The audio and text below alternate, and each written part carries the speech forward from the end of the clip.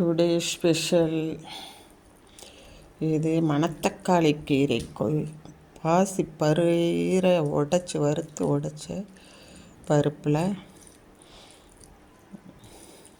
மணத்தக்காளி கீரை கொஞ்சமாக தான் இருந்துச்சு ஒரு செடியில். அதை எடுத்துகிட்டு வந்து வச்சுருந்தேன் நைட்டே சுத்தம் பண்ணி. இதுதான் இன்றைக்கி சிம்பிளாக நல்லாயிருக்கும்.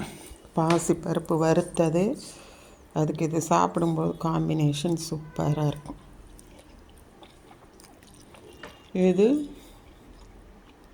பம்கின் பொரியல் டுடே. முழு பம்கின் குட்டியாக வாங்கிட்டு வந்து அதுதான் செய்யுது.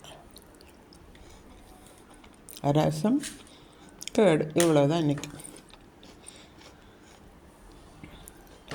வாங்க சாப்பிட்லாம்.